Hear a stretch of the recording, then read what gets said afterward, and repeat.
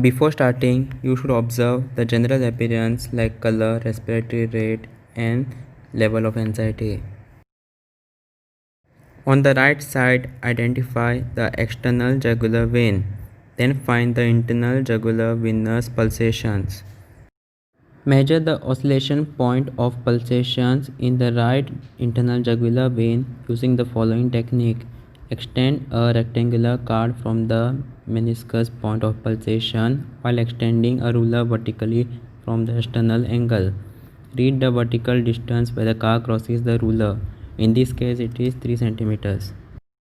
Listen over both carotid arteries with the diaphragm or stethoscope.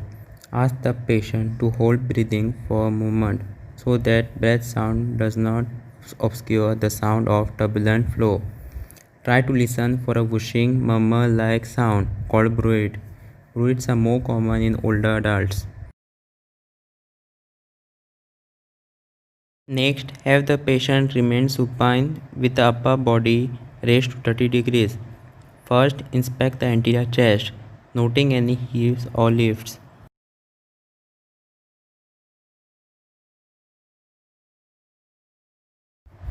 Now, proceed with palpating the chest wall. First, palpate for heaves or trills using your finger pads. You should palpate the right and left second interspaces along the left sternal border and in the apical area.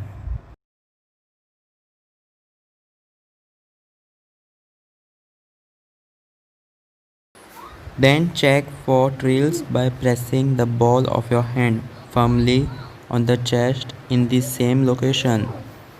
If subsequent auscultation reveals a loud murmuring, go back and check for trills over that area again. Presence of trills may suggest underlying turbulent blood flow. To locate the apical impulse, ask the patient to partially roll onto his left lateral side. Palpate again and measure the diameter of the impulse in centimeters and feel the amplitude of the apical impulse. It is small and feels like a gentle tap. You can feel for the right ventricular impulse in the epigastric or subxiphoid area. Ask the patient to hold breath in. Start auscultation in the right second interspace because it helps orient you to the cardiac cycle. Note the cardiac rate and rhythm. Normal rate is 60 to 100 beats per minute and the rhythm is regular. Identify S1 and S2 in the aortic area and the pulmonary area. S2 is louder than S1 in both areas. Also try to identify the inspiratory splitting of S2 into A2 and P2. Now switch to the bell of the stethoscope. Listen along lower left sternal border in the left 4th and 5th interspaces. Then listen at the apex.